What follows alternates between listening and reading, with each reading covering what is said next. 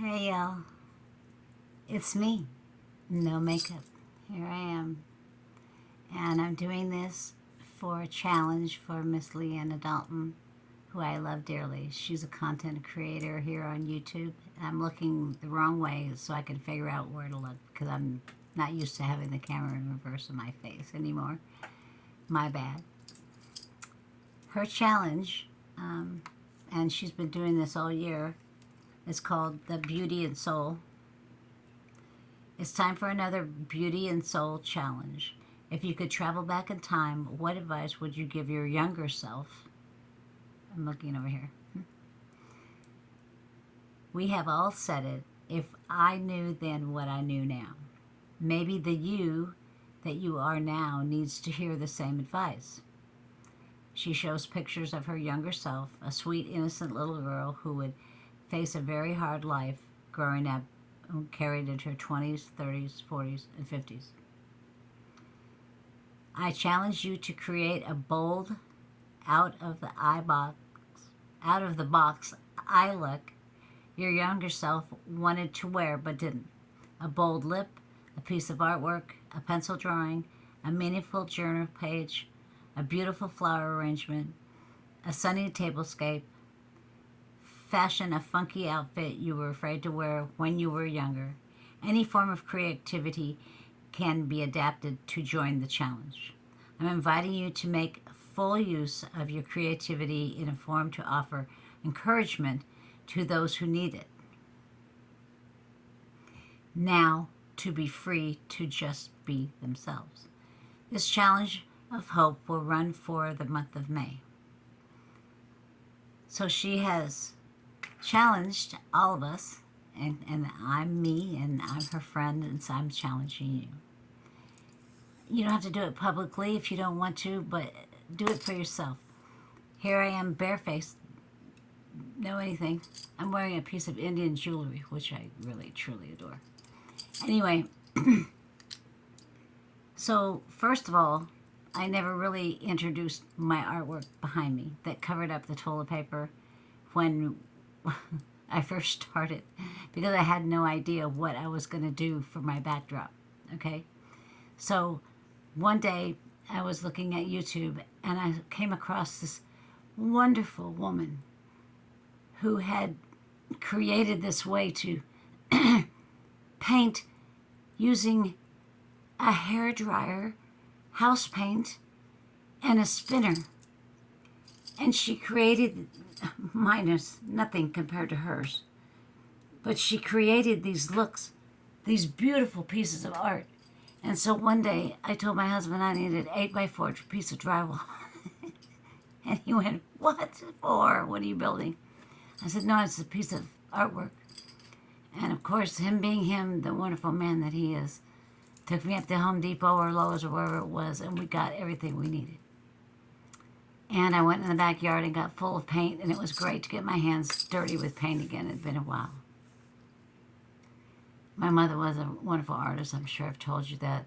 And I consider myself an artist, but nothing to class the caliber of my mother. My mother worked in Hollywood. My mother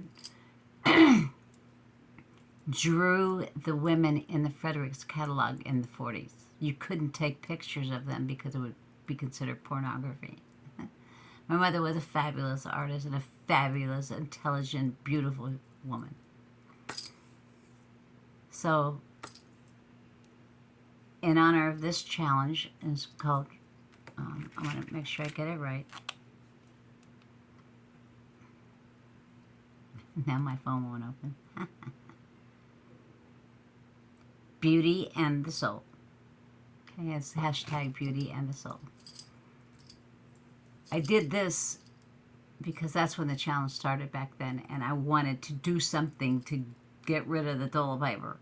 All right, I'm going to try to tip this down just a little bit more. There. So you can see the artwork better. It's go on Milky Way. I'll give you, in my description, I'll give you her website, this fabulous woman.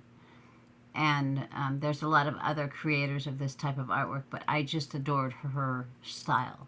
And that's what inspired me to do this back here, besides the fact that I had Charmin back there, okay?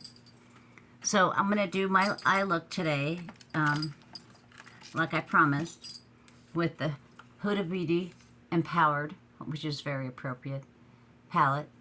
And accompanying that also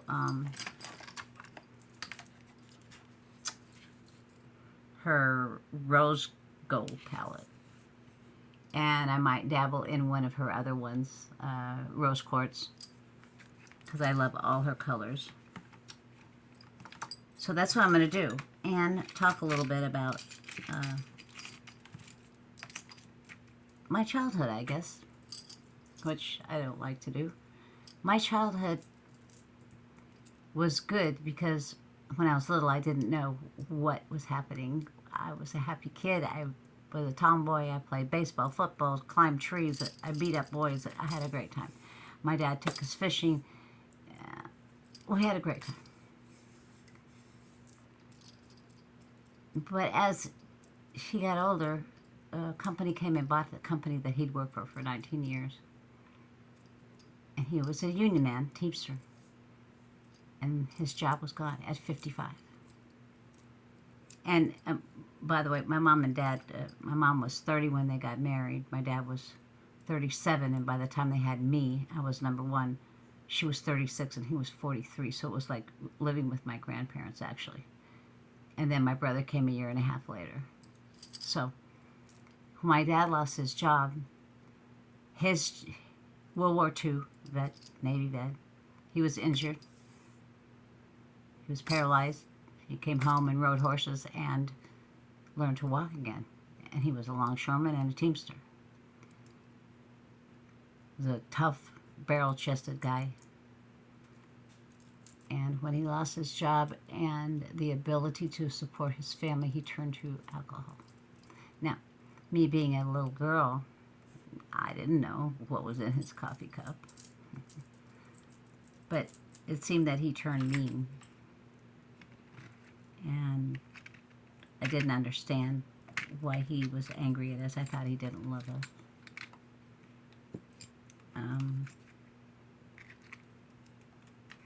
In the morning, early morning, he was very kind and loving like he always was. But at about 4 or 5 o'clock, you just better run for the hills. But we had to be home before dark.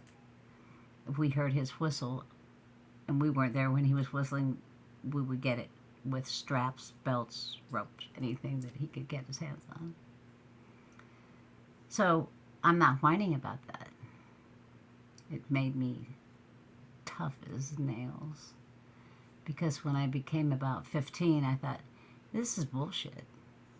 And I was trying to protect my brother, so I stood in front of my brother so he wouldn't get the brunt of my dad's anger. I got it, and I took it. And then finally I stood up to him, and I said, this is not happening anymore. I mean, you and me will rumble. And he laughed at me, and I said, try me. He had raised a tough girl. He had no idea the power that he put in me by the terror that I had. Okay. Now I'm going to look straight here, and hopefully I'm looking at the camera. Right now, I have only my vitamin C on my face. That's it. I have nothing else on it. Quite pale. As a matter of fact, I'm going to put, this is my moisturizer. It is my one and only cocoa butter. I use it a little bit on my face. I love it all over my body. The natural oils in it replace my oily skin as a kid. And I still have oily skin, but not to the extent that I did when I had miserable skin. My poor mother had never had a zit, a cold, or a headache in her life, so she didn't understand these two pimple-faced kids running around. And we had my dad's skin. Anyway, so my mother's goal for me was, of course, to go to art school, college, and get an art degree. I had a few offers, and the one I took was to get married 2 weeks after I turned 18 to get the hell out of the house, okay? And the only great thing that happened was I had my baby boy Jimmy. I was almost 20 when I had my son. And the month before I turned 21, I kicked his father out of my house. Okay, so I was almost 21, was a waitress. He worked at Mobile Oil. He was making bank. I was a waitress. And as I was throwing his things over the balcony, trust me, I did. It was a second-story balcony.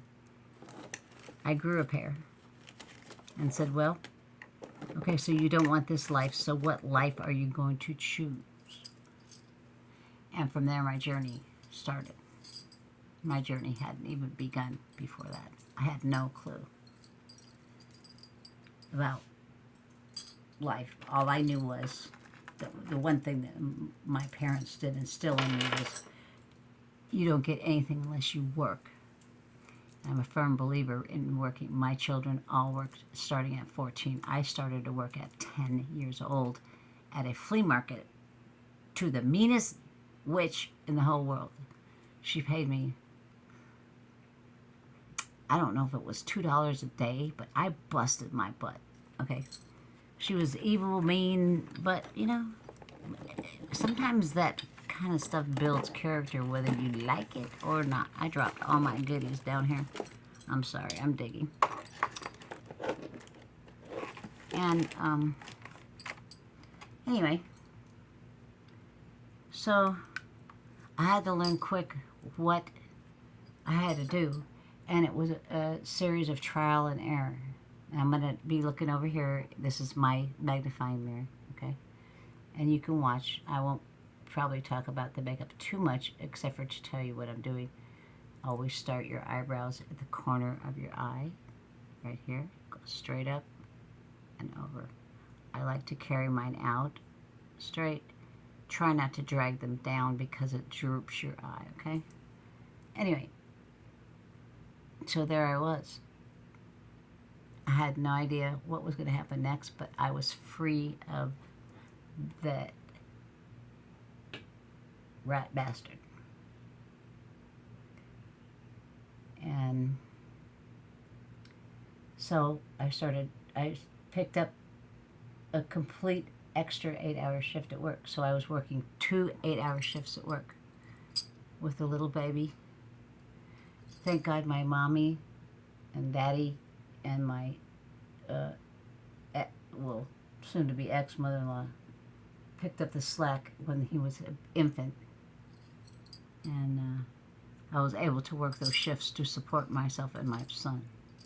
No child support from my husband's ever, until the last one. I had to sue, take to court. He went to jail, and I got a couple bucks, but not what I was owed. But just see, that doesn't matter.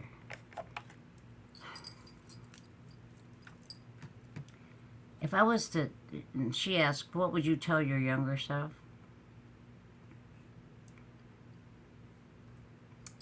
Not to think getting out of the house was the answer. Running from the situation at my home wasn't the answer.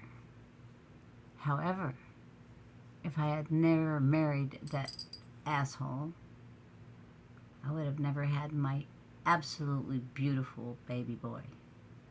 And I'm telling you, he won Most Beautiful Baby in a magazine contest, actually. I will show you a picture of him someday. I never would have had him.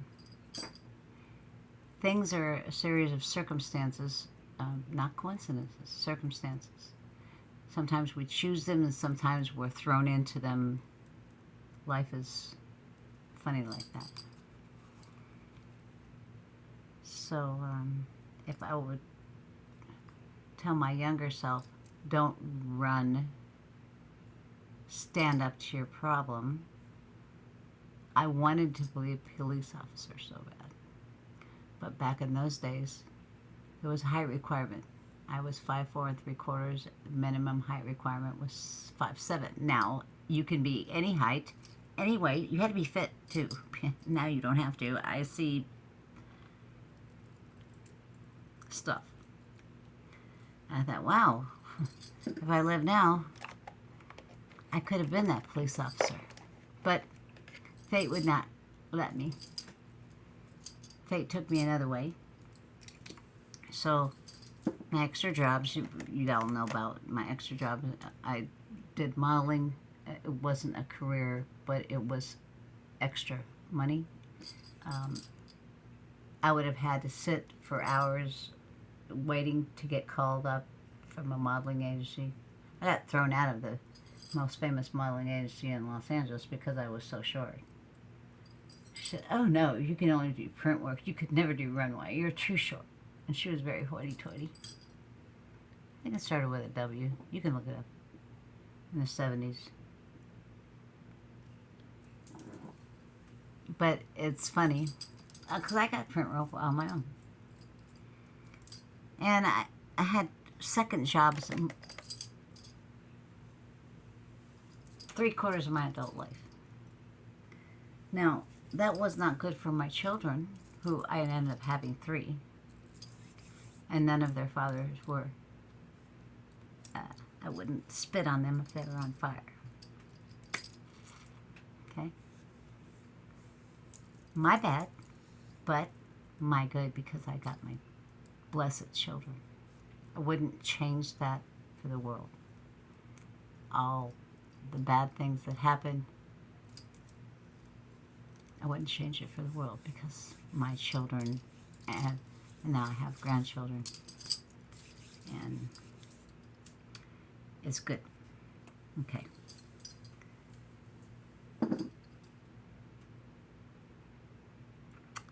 I don't know what they're called. Gen Z, Gen 12, I don't know. These, and I'm going to say it right now, these punks that are running around now that think they know everything and are calling people this, that name, and whatever because they don't agree with them is absolutely asinine. The world does not agree with you. You must fit into the world somehow. You find your place in the world. You make your place in the world, but you don't make everybody change because you don't like the way they look. No. We had a name for that back then. Okay? Now it's accepted. And I would give advice to young people, snap out of it. You selfish little pricks. This is not anything. This world is not about you. It doesn't revolve around you. It's a community of human beings with human hearts that can be hurt by your evil words and affected. Those that are weaker than others. Snap out of it. Get a job. Get a life. Quit mooching off your parents. And that's my preaching for now. So, I'm married again, and he was a worse jerk than the first one. Well, they kind of run close second. But I had a beautiful daughter. And a wonderful mother-in-law. And I learned Spanish perfect. Now, I'm good at Spanish still, but not like I was. My daughter didn't even speak English until she was 3. She decided to speak English one day and quit speaking Spanish. It was like, what?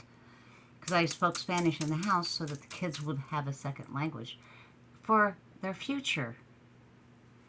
Because in California, where I grew up, the writing was on the wall. You needed to speak Spanish to succeed in business. That's just the way it is. I don't care if you like that or not. That's just the way it is. So I learned. My mother-in-law was a great help. My husband taught me all the bad words, of course. I learned, and people that I work with helped me, and I carried a dictionary around, and I actually self-taught. And it helped me in business my whole life. And to this day, I can still communicate with people that I never thought I could. I took French in high school, but that just confused me, and I ended up speaking Portuguese because Portuguese is a mixture of French and Spanish. So that helped. And my pop was Italian, by the way, Sicilian, and I would go and sit with him in a little deli, and he'd talk with all the other Goombas there. He called himself Goomba for Grandpa. And I would listen to him, so I understood Italian. I'd come home and speak Italian. No! English only. Back then, people took pride in being American. Did you hear that? You live in the United States of America. If you don't like our country, leave. You're free. That time in my life was a wonderful time. Everybody flew the flag. I still have my father's flag, although tattered. He was a proud World War II vet, Navy vet, and all of our neighbors were. And they all took pride in being in America. That's another thing that I would tell. Not my younger self, but younger folks living today. I've already told myself a lot of things that I needed to learn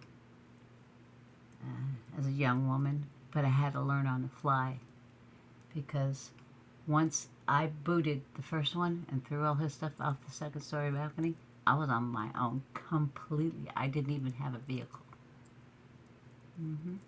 He took it. So,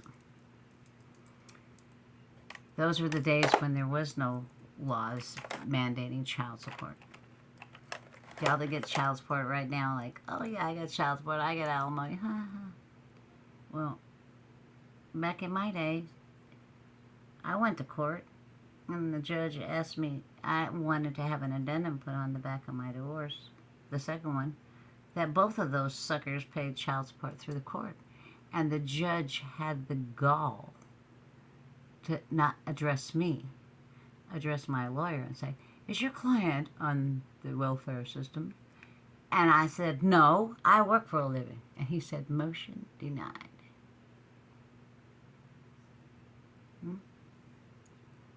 There was no women's anything. I was on my own. So for the next 25, 30 years, I worked 2 jobs, or jobs that kept me gone from the house for 18 hours. And sometimes I had time off, and I would kick up my heels. I had to blow off steam some way. I feel bad for my 2 oldest kids because I wasn't around that much, because I had to work. Somebody had to put a roof over their head, and it wasn't their father's, okay? It was just me. Only. Nobody helped me. And my mama did as much as she could with babysitting, but after Jimmy got 3, he needed to be in preschool. He was smart. He didn't need to be, running around the yard and getting in trouble. His daycare in 1975 and 76 was $80 a week. Now think of that in today's terms. How much is that today? Y'all, how much is that? Think about it. And my base salary as a bartender / waitress, because I waitress in the daytime and bartender at the same place at night, was 89 cents an hour. You $15 an hour little cafe coffee baristas. 89 cents an hour.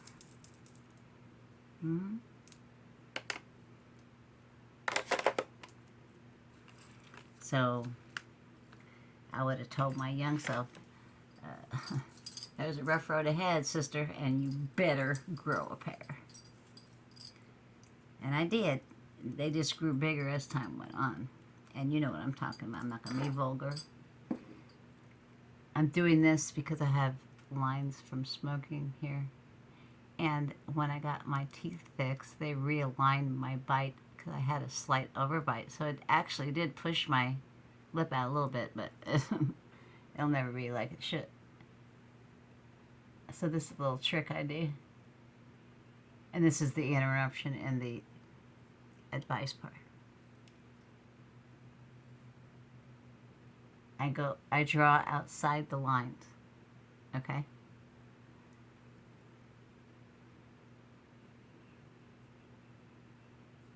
That's the worth the line right there. And I self-deprecate all the time. But not as much lately.